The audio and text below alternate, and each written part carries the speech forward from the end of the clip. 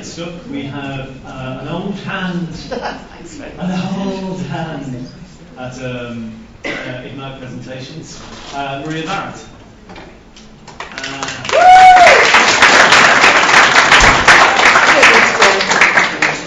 No, you talk. I'll do the. I'll pretend I know how to do the technical bits. Okay, I'll pretend I know how to talk. Thank God they can't hear us.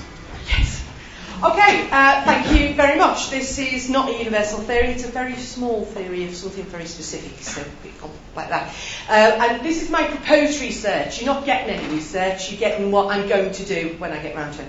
I'm looking at research into theatre and how working class people experience theatre. And when I mention this to people, they go, working class, do they exist anymore? So partly I'd like to reclaim some ground for working class people as a working class person, and my mother lived in a court not unlike those in the 1940s. And working class theatre, people don't go from the working class. Various studies say that people who go to theatre tend to be middle class. And when cultural policy intervenes, that's what the government does, for instance, or the Arts Council, it often does so via pricing mechanisms, such as a night less ordinary, which I talked about a year ago, if you were here.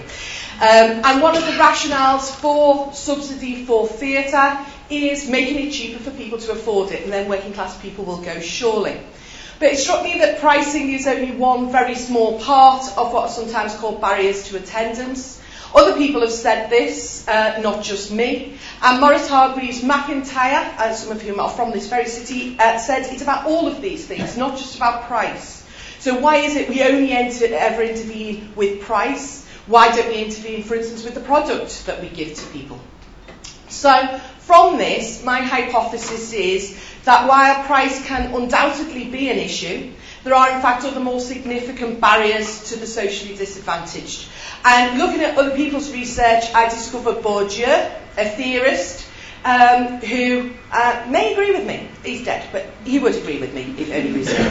And John McGrath, who said basically that the theatre has been told, working class has been told theatre is not for them, and they're sick of being told this, so they've just stopped going because they feel a little bit alienated.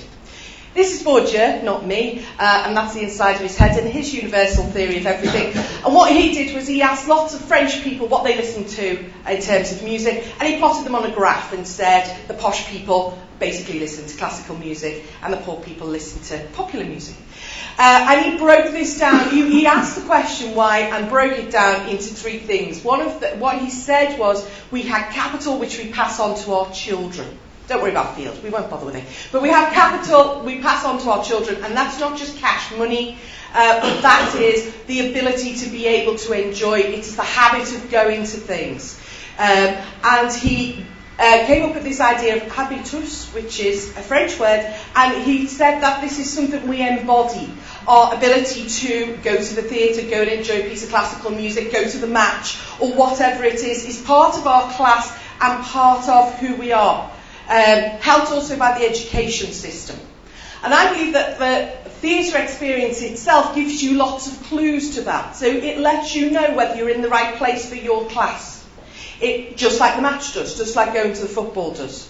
And it's that hypothesis I want to test. I want to find out whether working class people have a specific experience of theatre that is different perhaps from middle class people. So that's what I'm going to be looking at for the next 5 years.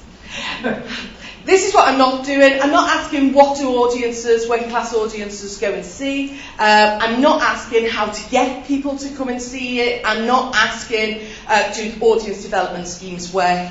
But what I'm going to do is to take research samples of theatre audiences and ask them what they feel about theatre. What they felt about the event and the building, how they arrived there, how they experienced the getting ready to go. Did they listen to anything, read anything, have a chat about stuff on their way there or on the way home? And then follow this up with more selective, in-depth interviews to find out what people feel individually and in groups about their experience of theatre.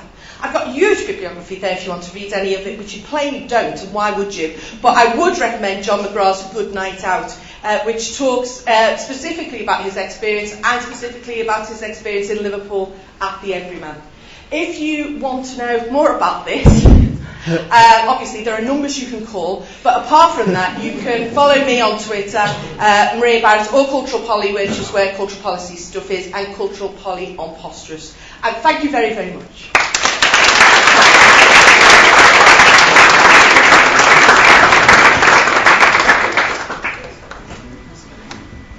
Thank you very much, Maria. And I will have some reports for you later that I will email to you. Don't ask me why I have reports on those kind of subjects.